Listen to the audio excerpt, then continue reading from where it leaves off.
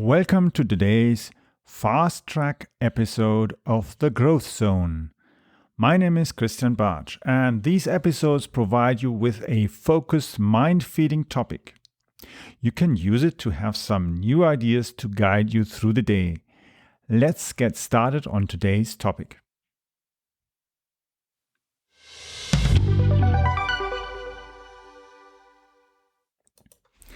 Do you know what your employees are doing that costs your business money and sales? Well, in economic times that are a bit difficult and challenging, you have to look at how you can improve your overall business. Certain activities don't happen overnight.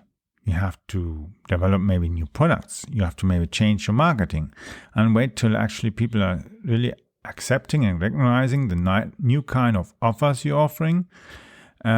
Just cutting your prices isn't going to necessarily help you become profitable again. It's knowing what to do at what place and at what time. But let's think of the key thing of today's episode. What are your people doing actually every day? When somebody does something in a business, they are producing costs, and at the same time they're producing something. That's why you're paying them a salary. A wage. And that's the key thing. What are they actually producing? How are they contributing to the organization? And how are they contributing by their behavior in the organization? Let's say you have somebody who's selling tickets in an airport. If they're nice and helpful, they might sell a lot. Or maybe not so much because they're too busy with one client.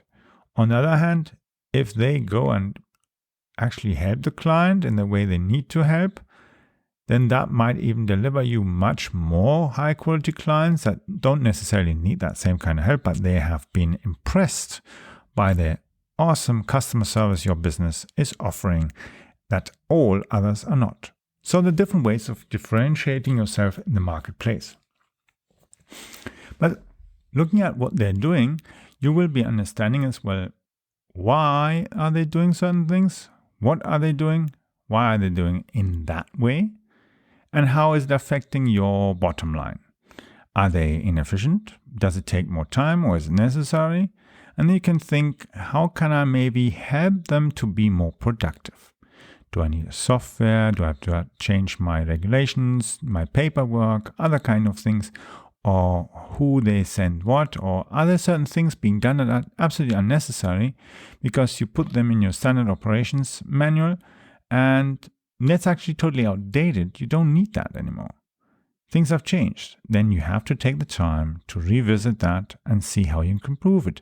And then test the change and see and ask the people whether it's a better way of doing that.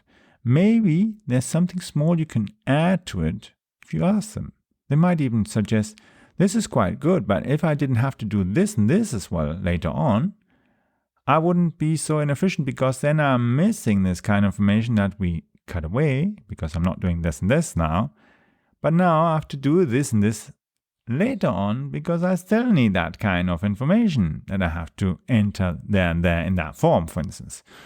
So you could see, how can I maybe get that information that I maybe need for compliance or to send it to regulatory authorities? Or do I need at all that information? Maybe can I even reduce the activities that happen later on as well? So then I find out where are some other bottlenecks that I have to get done, which I maybe don't see because usually certain things have to be done later on. And happen usually at a time when I'm maybe not there anymore. But if I find out these things, I know how to streamline the organization, the processes, and the way they are handling every kind of step or task they have to do. Because it's in the end a flow that happens in a business, and a flow that happens between a person and his work, and a person and his colleagues and other departments, and suppliers and other people who are influencing. Even clients. So you can find ways to improve that. You must be aware that if you're not doing that, you are losing money. It's costing you a lot of human resources.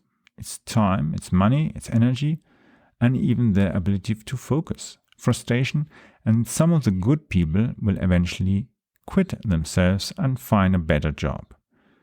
Because your objection as business owner, business leader is to say, this can't be the way we're going to continue in the next 3-5 years because economy has changed, people are changing in the way of buying and habits and using. The same thing you see as well in airlines, in phone companies, in automotive businesses. Any kind of business is changing massively. It's not just that certain people have to work now from home. You are having lockdowns and other kind of things happening. People are changing their attitude towards services that they maybe before didn't like, didn't trust, and now suddenly, out of the need, they have learned that it's actually not that bad. It's actually quite convenient. And boom, you've got a problem. The competitor is convenient and you are not convenient. It might result in quite an economic downturn for your business. But it doesn't necessarily mean if you do it at the right time, the changes that you have to do in the right way, in the right place, you can as well become again the favorite of your client and even get more clients to be excited about buying the services and products you offer. So you have to understand really what people are doing in their jobs. You have to talk to them as well. You have to experience it. Sometimes you might necessarily have to do that job as well to notice yourself that this is totally insane what's in the standard manual. What's being said that has to be done. What are the rules? And you notice that this rule or that rule is just totally outdated because you don't have this or that you're supposed to do anymore anyway. That gone maybe 5 years ago, but nobody updated the stuff. But your people still have to be confronted every day with this totally unnecessary thing that's costing you a lot of human resources, labor costs, wages, and so on. And at the same time, maybe these things that are becoming very customer insensitive are really putting people off and making them very annoyed. It's costing you sales. Because look at what your competitors are doing. Are they improving? Are they even growing their business? Are able to become more profitable or even at least get more clients, more sales and gradually improve their bottom line? And your business is not. Your debts are increasing. Your debts are maybe multiple millions already. Or you're having to go and ask repeatedly again from your investors to provide more millions and more millions and more millions. 2 million, 5 million, 10 million, 20 million, 100 million, and you're still unprofitable? Something is going wrong, definitely. And that has to be changed.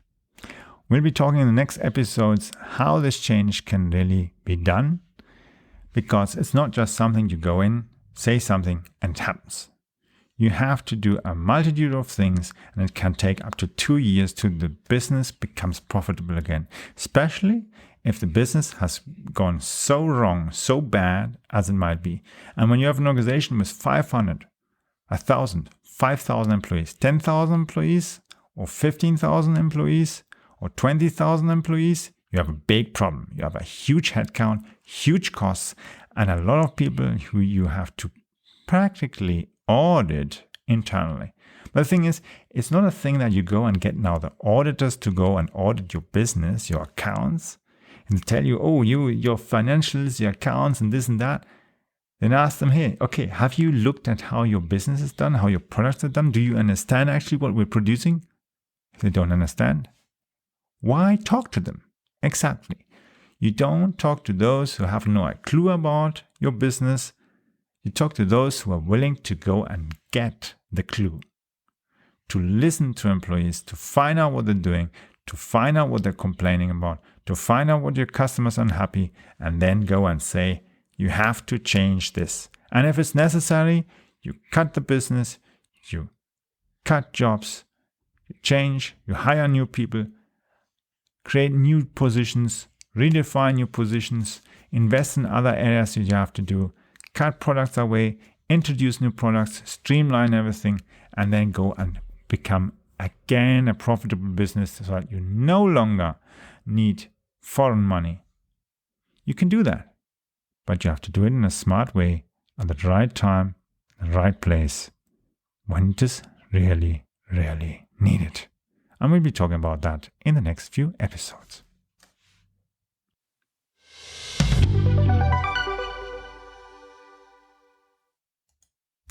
I hope you enjoyed the Fast Track edition of today. I would like to invite you to follow our show so that you don't miss the upcoming interviews with leaders in the market. Simply visit the website follow.prmediareach.com. I will be adding the link also to the description of this episode so that you just need to click on that link.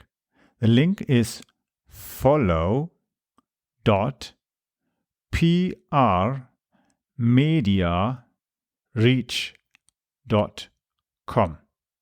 follow.prmediareach.com. You can follow me also on Twitter by using the Twitter handle CAPBartsch. So it's spelled CAPBARTSCH.